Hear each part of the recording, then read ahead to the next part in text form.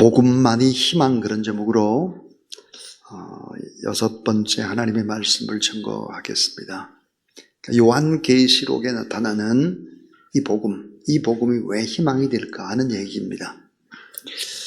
1700년대 영국의 존이라는 이름을 가진 이제 막 30세가 된 청년이 있었습니다.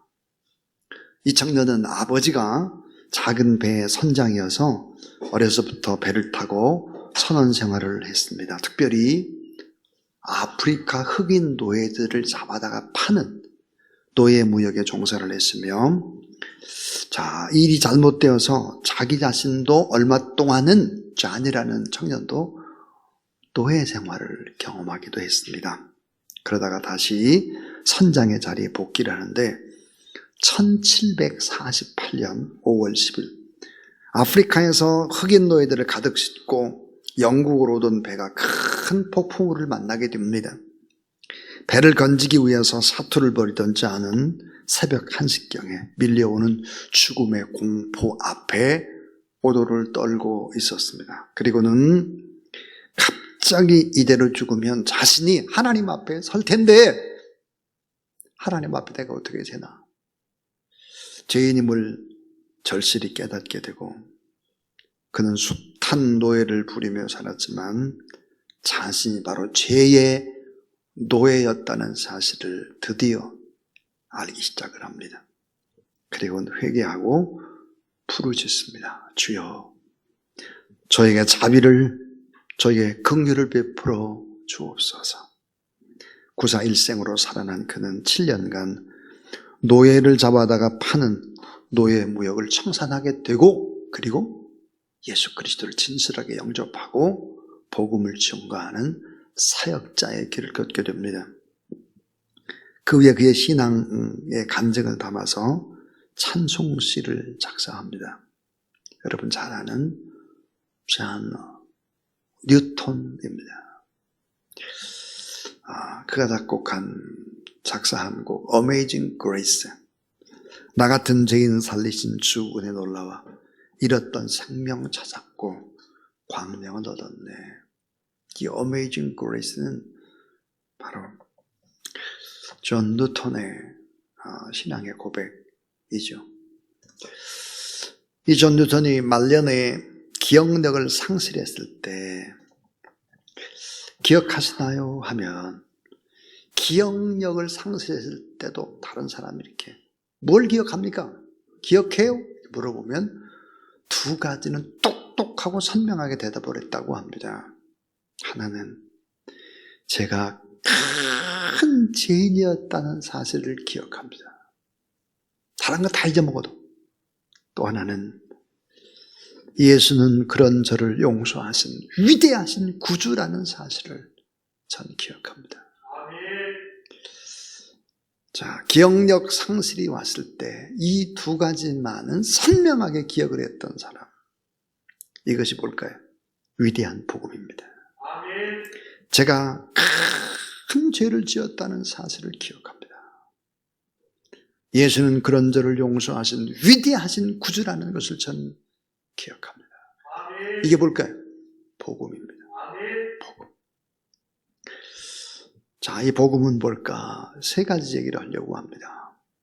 첫 번째로, 이 복음은 예수 그리스도의 피를 우리에게 주셨는데 죄에서 우리를 자유케 하신 기적이다 하는 것입니다. 복음은 예수 그리스도의 피를 통해서 죄에서 우리를 자유케 하신 기적이다. 결국은 우리를 죄에서 해방시킨 기적, 이것이 바로 복음이다 하는 것입니다. 요한계시록 1장 5절 말씀은 반모섬에서 요한이 증거한 복음의 핵심이 됩니다. 5절, 또 충성된 증인으로 죽은 자들 가운데서 먼저 나시고 땅의 임금들의 머리가 되신 예수 그리스도로 말미암아 은혜와 평강이 너희에게 있기를 원하노라. 우리를 사랑하사 그의 피로 우리 죄에서 우리를 해방하시고 그랬습니다. 예수 그리스도의 피를 통해서 우리를 죄에서 자유케 하셨고, 그래서 우리가 참된 해방을 주셨다. 이게 바로 복음이다 하는 것입니다. 두 번째의 복음입니다. 두 번째는, 이 복음은 교회를 통한 궁극적인 승리의 기적입니다. 자, 교회를 통한 궁극적인 승리의 기적이다. 자, 요한계시록 1장 6절 말씀을 보면 그 6절 말씀, 그의 아버지 하나님을 위하여 우리를 나라와 제사장으로 삼으신 그에게 영광과 능력이 세세토록 있기를 원하노라. 아멘. 그랬습니다. 자, 여러분이 이 복음이라고 하는 것은 궁극적인 하나님의 은혜인데, 이 하나님의 은혜는 소극적인 하나님의 은혜가 있고 적극적인 하나님의 은혜가 있다는 거예요. 자, 소극적인 하나님의 은혜는 뭘까? 죄에서 우리가 용서받고 구원받고 하나님의 자녀가 됐다. 이건 어때요? 소극적인 은혜예요. 이건 소극적인 은혜고, 죄에서 용서받고 구원받고 예수 그리스도를 믿고 살아간다. 소극적인 은혜.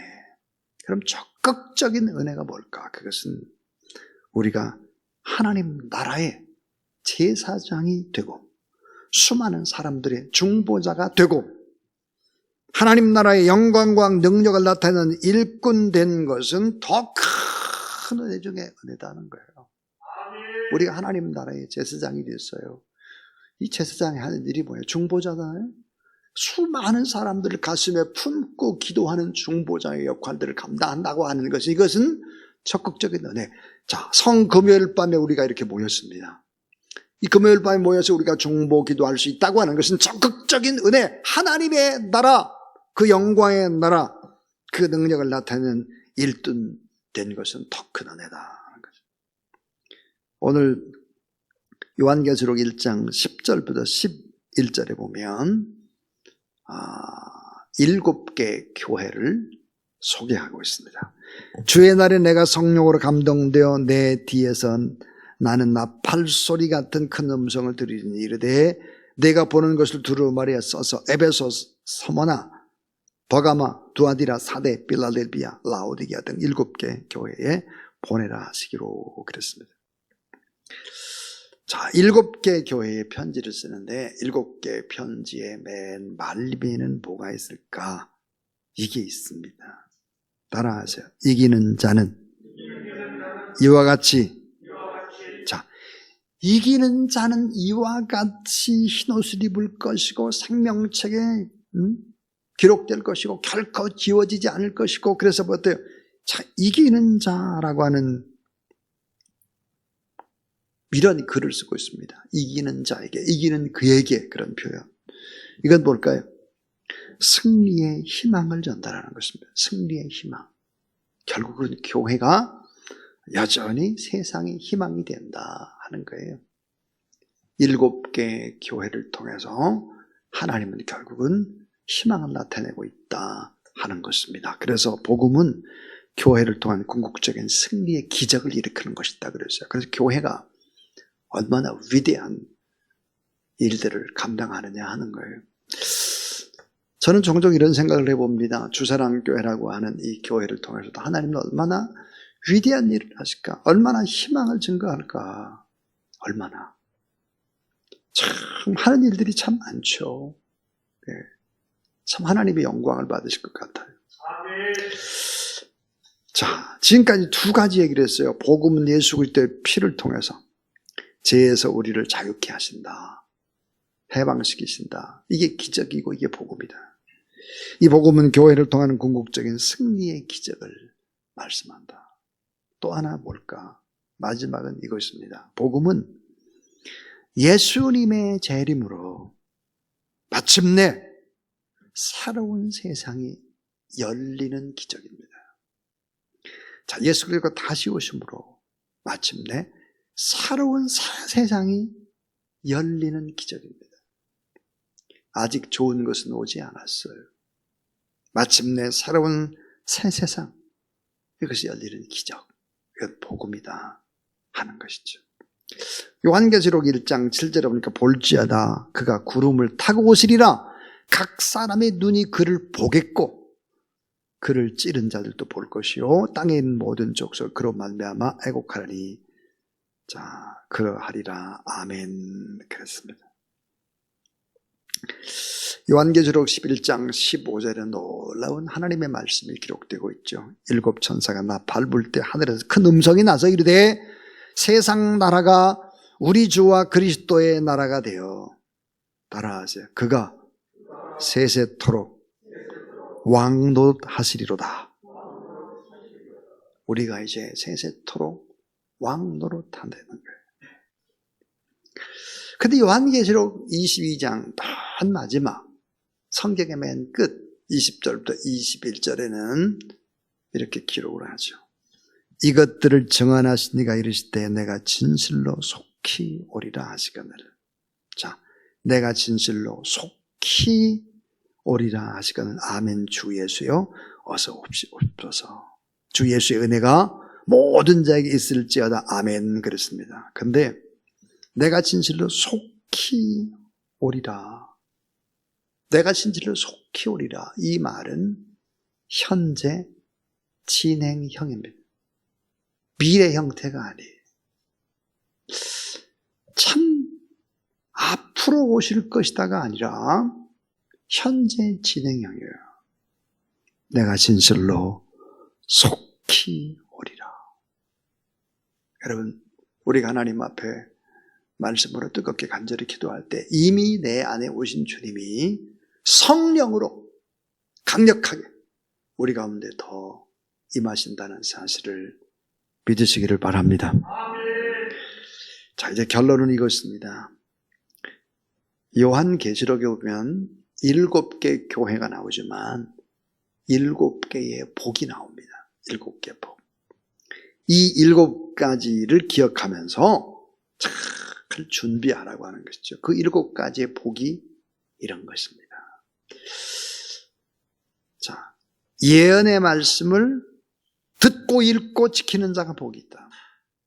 예언의 말씀, 진리의 말씀을 듣고 읽고 지키는 자가 복이 있다. 요한계시록 1장 3절 말씀이고요. 또 하나는 주 안에서 죽는 자가 복이 있대요. 이 죽음이 복이라는 거예요. 요한계시록 14장 13절이에요. 우리는 죽음을 꼭 두려움에 상대로움을 벗어난데 주 안에 죽는 자가 참 복이 있다 그래요. 저는 종종 그런 생각을 해요. 주님, 제가 주님 곁으로 빨리 가고 싶어요. 정말 빨리 가고 싶어요. 이런 고백을 수없이 하곤 합니다. 주님 안에서 죽는 자가 복이 있다. 또 하나는 자기 부끄러움을, 자기의 부끄러움에 사함을 받은 자가 복이 있다 그랬어요. 요한계시록 16장 15절에. 여러분, 자기 부끄러움이 다 있잖아요. 이 부끄러움을 주의 보혈로 덮어버리고 용서함 받은 자, 그래서 흰옷을 입은 자, 이런 사람이 복이 있다. 또 하나는 어린 양의 혼인잔치에 청함을 받은 자가 복이 있다. 요한계시록 19장 9절이에요. 근데 참 중요한 것이 5번째라고 저는 생각합니다. 첫째 부활에 참여하는 자가 복이 있다. 요한계시록 20장 6절인데요. 첫째 부활이 뭡니까, 여러분? 첫째 부활이라고 하는 것은, 예수님 이 땅에 공중 재림하실 때 믿음으로 살다가 주 안에서 죽은 자를 다 첫째 부활에 참여할 자다, 이렇게 말씀했어요. 믿음을 가지고 살다가 죽은 자입니다. 그럼 둘째 부활은 뭘까? 그것은 바로 심판받기 위해서 갈 곳이 정해진 자, 불신자, 두 번째 사망, 영원한 고통으로 빠지는 자의 부활입니다. 첫 번째 부활, 이 부활에 참여한 자가 복이 있다. 요한계시록 22장 7절, 이 예언의 말씀을 지키는 자가 복이 있다. 마지막은 두루마리를 빠는 자들은 복이 있다. 계시록 22장 14절이에요. 이게 상당수가 뭘 얘기하나? 진리의 말씀을 붙잡고 주 오신 분을 고대하며 찬송하며 그렇게 살아가는 자, 이런 사람이야말로 정말 복된 사람이다, 이렇게 말씀을 하고 있습니다. 사랑하는 여러분, 오늘 우리는 어떻게 내 인생의 마지막이 전개될지를 이미 알고 있는 사람들입니다. 알고 있는 사람들. 오늘도 이걸 아는 사람이라고 한다면 더 기쁨으로 확신을 가지고 하나님을 찬송하고 기도하고 중보하고 축복하는 그런 귀한 여러분 다 되기를 주님의 이름으로 축원합니다.